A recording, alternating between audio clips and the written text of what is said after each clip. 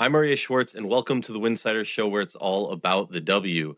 The last week in the WNBA has included core designation, negotiation period, free agency signing, and the draft. And that's just a week removed from the expansion draft. To say the W is in a new era is an understatement. I'm joined this episode with Melissa Triebwasser, part of the Winsidr team. Very excited to get into this one, so we'll dive right in.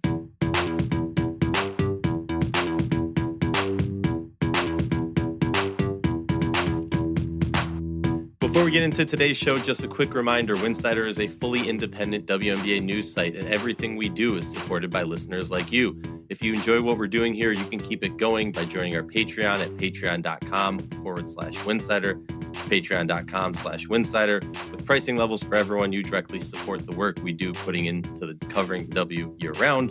We've also got a full team producing great written coverage over at winsidr.com, plus more content than ever across TikTok, Instagram, Blue Sky, Twitter, and YouTube. And if you're in the market for WNBA gear, check out the affiliate links in the show notes and on winsidr.com. That's winsidr.com. You get to rep the league, and Winsidr gets a little support along the way.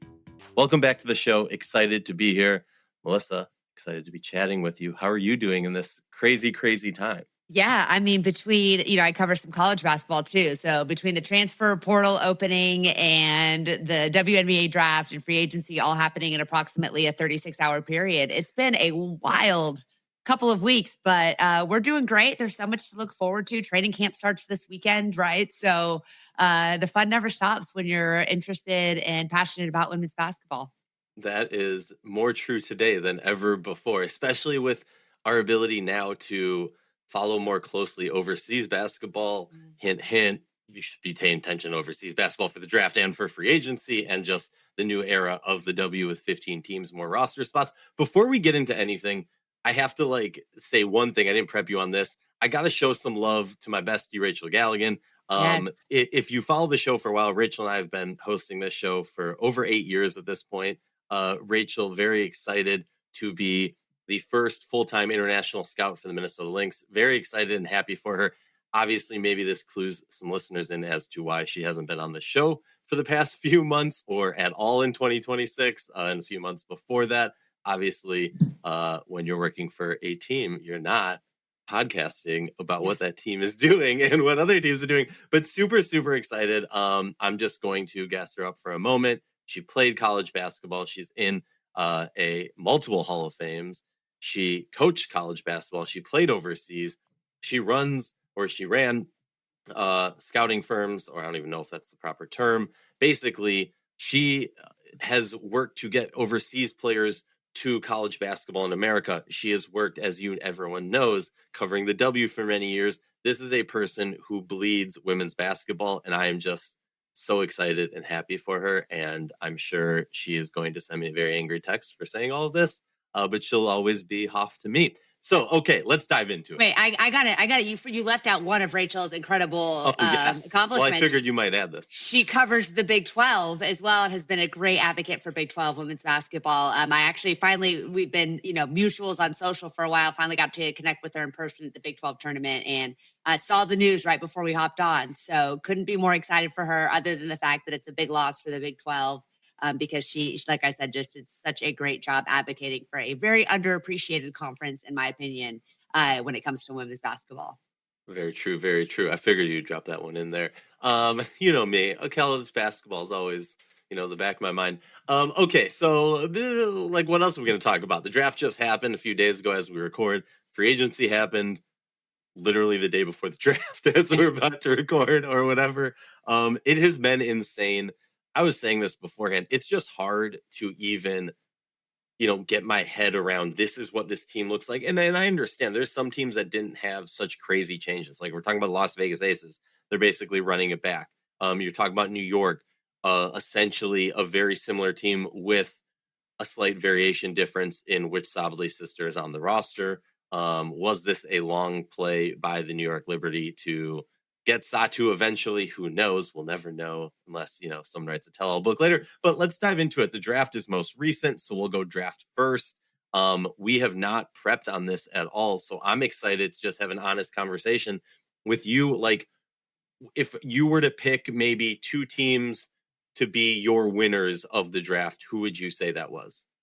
Well, I mean, I think you have to just look at Dallas. Like it's an obvious pick. And you're going to hear me reference again when we talk about free agency, just the success that they have. And I mean, this was a year, unlike the last two, where there wasn't necessarily an obvious number one. And I think leading into free agency, there was a lot of thought that the Wings could go with Alwa Pham. Olivia Miles started to gain some momentum towards what would have been her pseudo home team late in the process. But when you look at the moves that they made in free agency, they left a very glaring hole that just happened to be filled by the person they picked number one overall. And so getting AZ Fudd, targeting her, as Kurt Miller and Jose Fernandez talked about after the draft, targeting her early as the person that they wanted to pick enabled them to make the free agency moves that they made, knowing what they had kind of in the can. And, you know, they lost a couple of really great pieces in Haley Jones and Luisa Geisa-Soto to the expansion draft in Portland. So they filled those needs. And then they brought in a knockdown 3-point shooter and a good defensive wing with some size in AZ Fudd. So I don't know that I loved the pick of Z Spearman. I don't know that it's a bad pick. I don't know that it matters because they brought in so much forward depth, but with more traditional stretch fours like Maggie Dugan, who I have the most big basketball crush on in the world, still out there and available, and Mia Castro and some of those more traditional stretch four types that they lost in Luisa. I think I would have liked to have seen them go with one of those mid-major players. But at the end of the day, I still absolutely love what they did. And, you know, my second team, and this is going to come just with incredible bias at hand, is the Minnesota Lynx. They had a tough free agency. They saw some of their best players leave to those same Dallas Wings. But when you talk about a player who is not only a generational talent at what she does best in Olivia Miles, in her court vision, but just bringing some excitement and some flash and flair to a team that felt like it was just taking punch after punch after punch in free agency, and knowing it might be a while before we see Nafisa Collier back on the court. I think Miles is just a perfect fit. I think her vibe and her personality and the things that are important to her really fit with that franchise. I think Cheryl Reeve is going to be a perfect person. And I loved their pick of Lanny White at the very end of the draft too, who is just another really underrated college player that I think just is going to help them rebuild on the fly. I think we went into this process post free agency. The Lynx look like a team that were on a path of rebuild. But I think that they can kind of patchwork this thing till Fee comes back and still be really, really competitive and get back to championship form sooner than later because of the really judicious moves that they made along the way. I'll get to Minnesota in a little bit. Dallas, I like the move, and you're completely right. I gotta agree with that. For me, it's always hard for me to like take the team that has the number one pick as a winner, because it's like if you didn't get what you need, like you are a loser. I'm sorry, because like you have options. That is the I can like I will stand here very strong that I'm Awa truther or whatever the term is. I'm not using that right. I think she should have been number one pick. Mm-hmm. I think that level of just possibility, youth, length, size, whatever, like we could be looking at the next Lauren Jackson, the next Brianna Stewart, the next whoever you want to write, Cheryl Swoops, you could even say. And so that, but like everything Dallas did this whole offseason set them up for, if they would have taken Awa, it would have not fit the roster at all. And I completely agree with you. And I like that. If you're going to commit to what your first pick is, figure that out early enough that you can do all of the free agency moves to set that pick up for the type of success that you truly want. And I do think this is a very exciting team. It's going to be interesting to see with this new head coach, what's going to be happening. My team, Seattle. Well, obviously, you can figure out why. You get Pham at 3 or Pham at 3. You're a flat-out winner in my book. Look, you have Awa, Dom, Ezzy. Heck, you could play all of them at once. That would be like the craziest tall lineup of all time. No one's getting a rebound. No one's getting an easy shot up. No one's getting a layup. But maybe, heck, maybe in the near future, Ezzy gets moved. Okay, you still have the scariest front court for the next 10 years. And then you get Flage. And you look at this roster. And there's spots to be taken. So, like, the depth spots of Mayer and Van Sluten, like, you better come ready because you can make this. Like, this is not in years past where you're not making the roster. We were talking about this before. you're having, as far as my understanding, I know the CBA hasn't like officially been signed, but you have to have 12. And on top of that, you have those 2 developmental spots, which I cannot praise enough. So very excited for that Seattle roster. And then DC, I like the variety of what they got. I think that they got a lot of well-known names that you're like, oh, they're still there. Snatch them up, take them in, like see what you have. This is a team with a lot of youth on it, a lot of minutes to be spared around. And then we have to give some love to UCLA, right? Because Yeah. I Lord. mean, how many did they end up with in the end? Six in the first 16 picks, right? Something like that, or first 18 picks. Yeah. I'm glad you brought up Washington because they were high on my list with 2 of those UCLA players. I thought Duke Leach went a little bit earlier, but I think again, like, do you have to draft for the best available player when you already have arguably the most exciting young core in the league? No, go with the player that fits what you want. And also drafting some of these older players, you're bringing some maturity. I was ecstatic to see Rory Harmon picked, but I'm wondering if Washington is going for a record for like shortest point guard combined height in the league. But again, like when you look at Georgia Moore coming back off that injury, Rory Harmon is as steady as they come, as veteran as they come. And so if you're not sure what you're going to get from Moore and what will essentially be her rookie season, I think bringing in such a steady veteran was a great move. And to have 6 picks and really, I think hit on, I would be shocked if 5 of these players are not, on a roster on opening day. They may have to move because they have kind of an embarrassment of riches and when it comes to young talent. But yeah, I thought Washington absolutely nailed it. And Lauren Betts at 4. Like I was a little bit of a Lauren Betts hater at the beginning of the year, and she suffered from having been so good for so long that we were starting to overanalyze her, I think. But when you look at what she did in the tournament and just how completely dominant she was, you have to think she is a player that will find success in the W. And when you look at the pieces around her, I mean, you talk about exciting front court. She's not going to have the raw athleticism and speed and jumping ability of Seattle. But on the opposite coast, you're going to be dealing with Kiki and Lauren Betts. Like that is just that's not any fun either. And Sonia Citron's one of my absolute favorite players in the league. And you've got, I mean, Dariana Littlepage Buggs coming in, to play alongside her. There's just a lot of talent on that roster. A lot of it's really, really young, but this is a team that you talk about teams that are going to be good in 5 and 10 years. Seattle and Washington are certainly setting them up to be dominant franchises in the very near future. All right, draft losers. I'll go first. And I'll be real about this. Again, I struggle. Normally, like the losers is where I succeed. That is my zone. I struggled with it this year. I'm going to go with Golden State just because of the whole Flage thing and how it was handled, the rollout of it. Not the announcement of the trade, but when questions were asked about it, when you don't handle that, I'm still a little bit confused by it. It seems like it was the first fumble of this franchise that have done so much right. And I know some people are going to talk about some roster moves last season, fine, fair. But I feel like this was the first time when we're not talking about, that lower level, like coach and players, when we're talking about GM, front office, and above, this was the first time that we saw a little bit of a fumble. So yeah, and so I mean, I will throw a little shade just because for my honorable mention to Minnesota and Dallas for not taking Fam, but whatever. I understand it, but because of my complete bias of who I would have picked, I will throw a little shade. Sorry. Well, and I do, as somebody who my college, I'm an alumni of, and the college team that I cover is TCU. I hope that the Golden State fans give Marta Suarez a chance before they completely get upset about the trade. And as much as I loved the idea of Flage in the Bay, like that did seem like a perfect fit. When you look at the roster construction, like you mentioned, what Marta does and what she does so well, I think fits on that team. The international flair that they have and the way that they play, she's going to just culturally on and off the court fit so well with that team. I think that the real loss comes in how it was handled. And it sounds like what they were trying to say is we agreed to this trade before the picks were made. We had no idea that Flage was going to fall to us, but we had already kind of had this handshake agreement. I think it'll look back and it will seem like both of those players ended up where they belong and can have success where they are.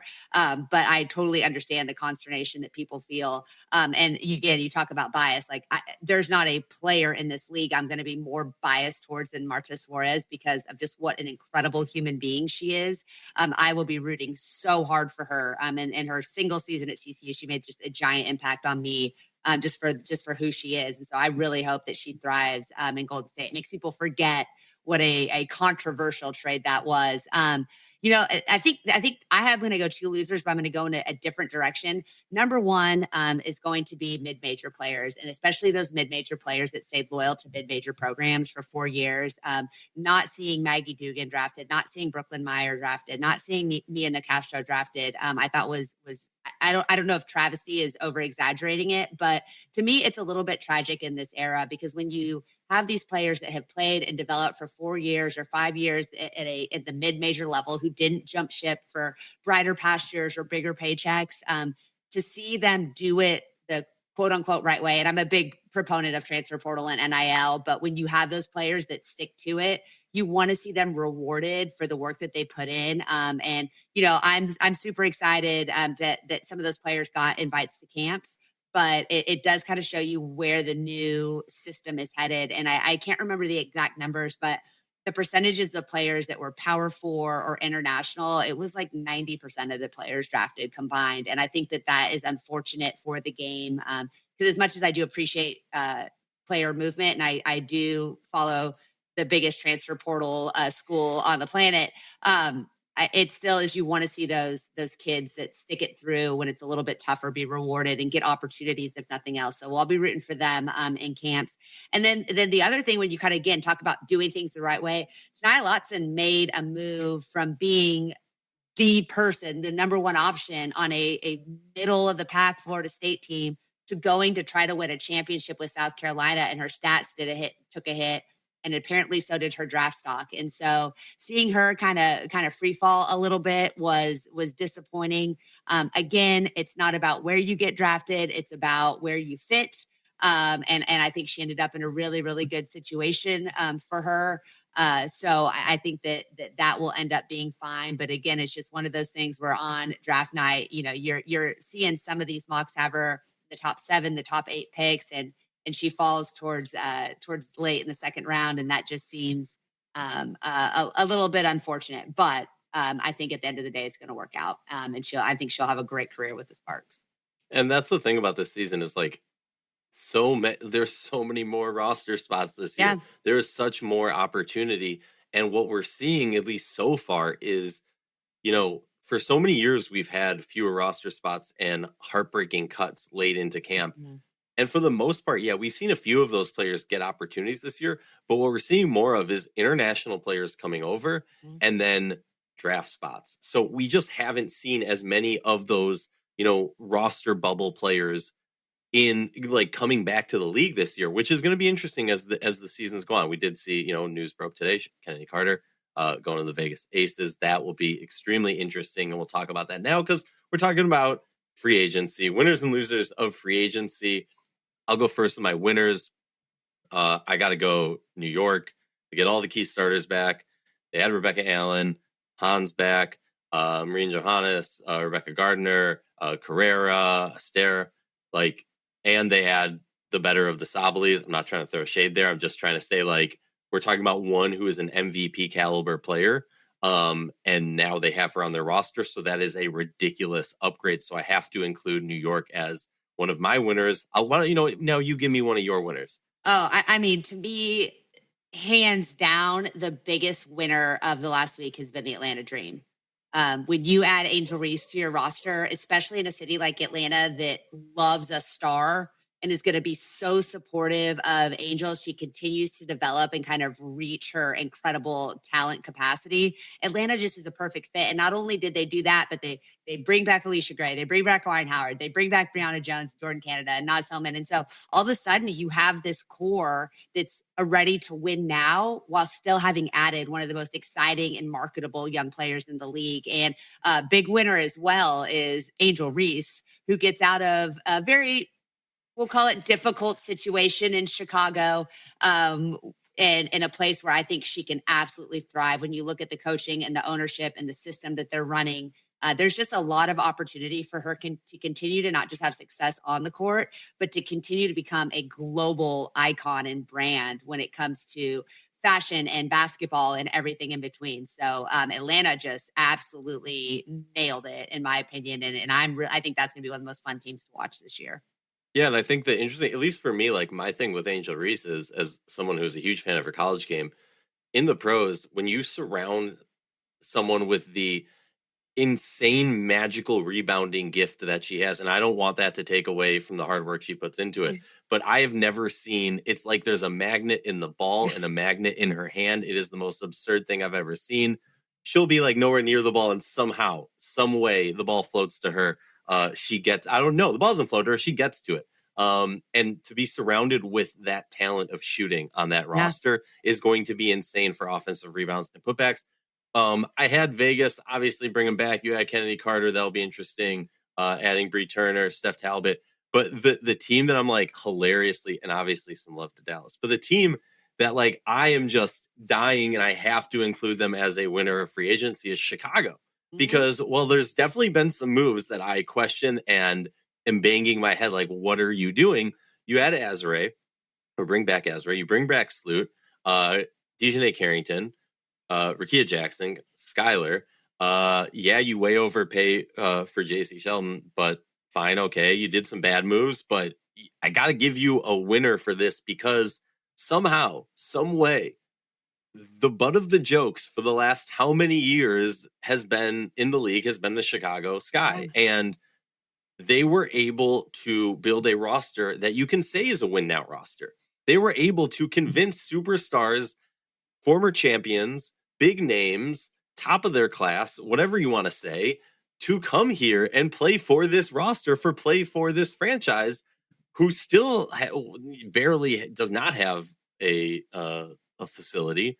It still has a plethora of issues. It feels like every year there's another issue, coaching carousel, roster carousel, and so many questionable moves in the GM position. Fine. But you got some stuff, and like, you're not in the depths of the league anymore. So I got to give some love to the Chicago Sky on that one. Who's your next team? Yeah, I mean, I'm gonna go with Dallas, and again, I'm in the DFW market. I'm certainly biased, but I think that universally, what Dallas has done in this offseason has been celebrated around the league, and we touched on it a little bit. We talked about drafting AZ Fudd and the moves that they made, but you talk about a team with no facility, the coaching turnover, roster turnover, right? Dallas has all of those same issues, and much like Chicago, it felt like they went into the offseason with a very distinct plan, and they executed that plan to a really high level. And I spent some time with Kurt and Jose this offseason and just kind of getting a vision of what they were. But the consternation around what was going to happen from this fan base was, I mean, my DMs and emails and everything has just been absolutely blowing up with how are they going to get people to come to Dallas and play. And at the end of the day, money talks. That's a huge thing. But you still have Paige Beckers, and Paige Beckers went to Unrivaled, and Arike went to Unrivaled, and Lee went to Unrivaled, and Maddie went to Unrivaled, and they recruited the heck out of people. And I think that combination of young energy, of a really established coach who, though this will be his first run in the WNBA, he's been around a long time, and he knows a ton of these players from his time at USF, where he was for 25 years. Management, is Kurt Miller said on the post-draft press conference, they have poured millions of dollars into scouting and staffing positions and development positions. And so they are really understanding that they have Paige Beckers on a rookie contract, and they better A, give her a reason to want to stay past it, but B, they better win before she becomes an Asia Wilson super max player, right? And so you have Paige Beckers, who's such a magnet and such a social media darling. You have AZ Fudd, who's going to be a massive draw. You bring in, to me, the most iconic TikToker in the league, and that's Alana Halar Smith, which I think is just going to not only just be a delightful addition to the team's personality and locker room, but also is the reigning defensive player of the year, and somebody that's an area that look, this backcourt is going to be dynamic and fun. Or I don't know how good they're going to be defensively. We'll see. But you bring her, you bring in Jessica Shepard, you re-sign Arike at a discount, which again tells you that Arike is bought in and she wants to win. And even the small moves that they've made, the training camp contracts, bringing back Odyssey Sims, which was just announced tonight. It feels like they are building a team that can be competitive. That could absolutely be a playoff team if things break their way, and hope to God that they don't physically break like they did last year. But they're also going to be really fun to watch and are going to be a massive, massive TV draw. And those things matter, especially as you're trying to convince the city of Dallas to go ahead and get that ground broken on that beautiful new training facility. Very, very true. Okay, well, I have to give a little bit of honorable mention to Toronto because I love what they have done. This is not an expansion team roster. Yes, there's some hilarious signings like Mabry's sister. Fine. Yes, you have to have the Toronto native on the roster. I love that. Great. Key Nurse. But the way they've put together a roster that is not what we saw in Golden State last year, is not what we're seeing in Portland this year. It does not. It feels more like, yeah, they're not a championship contender. They're a bubble playoff team at best, or maybe a little bit better. What I'm not trying to like box them in. What I'm trying to say is this is not a bottom of the league trying to start out at the bottom and climb their way up. We enter the season and they are already in the middle of the pack. So got to give them some love there. Losers, I have to do it. Minnesota is my free agency loser. Yeah. They lost 4 of their 7 first 7, swung. They were knowledgeable that these moves were going to happen. Like, let's be real about it. Let's give Cheryl Reeve some flowers.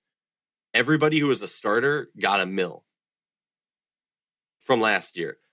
Not are all those players necessarily, if you take away the last 2 seasons with Cheryl Reeve, are they making $1 million? No way, shape or form. I'm sorry, they're just not. So you got to give some love to what Cheryl Reeve has been able to do to build a team around Nafisa. They swung big, missed on NECA and Gabby. And to me, just me personally, this is a complete rebuild because Fee's expected, Cheryl Reeve can say otherwise, but Fee's expected to be out for this season, if not the rest of the season, for this season, for most of it, or for all of it, as we've been hearing through the grapevine. That's what reports are coming out. Cheryl Reeve has denied it, or not even denied it, but jokingly sidestepped it. So Fee's not, like, the way I break things down, if you don't have an MVP caliber player, you're not in a serious championship contention. And so if you're missing Fee for the majority of this season, you're missing your MVP caliber player, then you need to ramp her back up to whatever. So even if just that Fee aspect we're talking about, in my mind, this season is kind of a wash for Minnesota.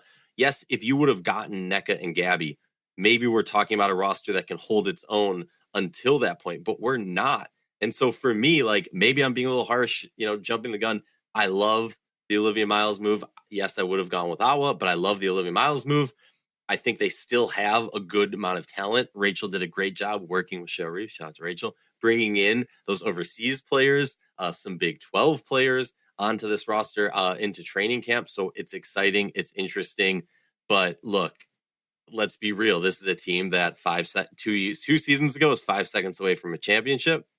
Last year, we're the best team in the regular season by far, and then fizzled out in the playoffs. And now we're talking about they don't have their best player. They're missing 4 of 7. And this is just not the same team that we've seen before. And yeah, as sad as it makes me to say, Minnesota, my loser. What about you? Yeah, I think you make great points on Minnesota. It's gonna be really fascinating to see what they're able to do. For me, my loser is the Connecticut Sun. What are you doing? I have no idea what the plan is there. I feel terrible for that fan base. It's an amazing fan base, and what's being done with them with relocation. As much as I'm going to be ecstatic to see the Houston Comets come back, it shouldn't be like this.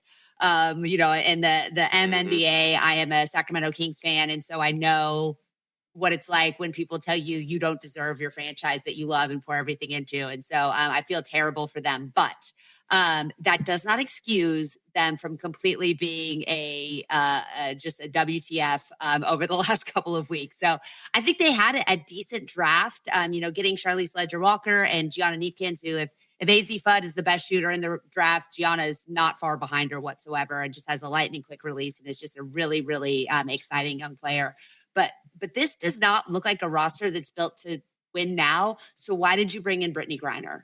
And it feels like they've invested in some players that have the ability to develop, but I don't know that there's an opportunity for them to develop to their full potential based on this roster construction.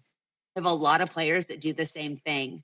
You have a lot of players that are built very similarly. And so I don't know what your roster is going to look like when it comes to putting 5 on the floor that can win games. So, you love a Sanaya Rivers, like I mentioned, Gianni Eakins and Charlie Sledger-Walker, I think are really fun players. I don't know how Diamond Miller really fits. You have Aaliyah Edwards and Anissa Morrow.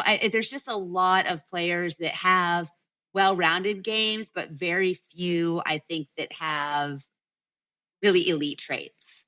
And I'm wondering how this is going to work this season. Yeah, I would also give a little bit of attention to Phoenix. Obviously, you lose Kit and Lex, but the biggest is Satu. You're losing Satu. Yeah. Like, we all know, look, you have Alyssa Thomas and Ka. You're talking about a playoff team. You're talking about AT is going to make you a contender somehow. She has to, pinball everybody. But the fact is, losing Satu is a huge deal. Were there anything in the draft or in free agency before we close out this episode that surprised you? That you're like, oh, what? Yeah, I mean, there have been a couple, like I just mentioned with Brittany Griner going to the Sun. You just kind of think with a player that has put in that much experience and could be so valuable in the right role on the roster. You want to see her be on a contending team and be on a team that's going to have a chance to make a run. I will say, like, the biggest surprise for me was, well, there's two, is how did New York manage to sign everybody? Like, that's shocking. And why is open the books, right? Open the books. But then secondly, to New York, how is Natasha, and unless something has changed in the last hour, but how is Natasha Cloud not on a roster yet? Like, to have New York build so well and to have her, I mean, she's still in New York. She's still doing TikToks with Mom Donnie that I love and are delightful. But that was a huge surprise for me. And then, like I mentioned, the fall of Tanaya Latson, I think, really surprised me. And man, like, there's just nothing that hurts more than seeing a kid that's there and that's waiting to hear their name called, have to wait so long. But I think she handled it with utter and total grace. So, yeah, I mean, those were kind of the two biggest things that right away that I'm like, I didn't expect things to go like that so quickly. Yeah, Natasha Cloud definitely up there on the list. Chicago Sky actually being able to court players. Yeah. And just I'm gonna say this is no shade to Kurt or what I'm about to say, but the Dallas Wings having a competent offseason. Like an offseason, like, I'm sorry, the last 8 years have been pretty rough for this team with a lot of turnover and a lot of change, and frankly, a lot of not people. Like, the story with Dallas has been people wanting to leave, not people wanting to come there. And now that you bring in a player like Paige and people want to join. And so that has been really fun to say. I just want to say, to close out this episode, thank you for listening and supporting independent WNBA coverage. Winsidr's been doing this for a while now, and it only works because of this community. So thank you.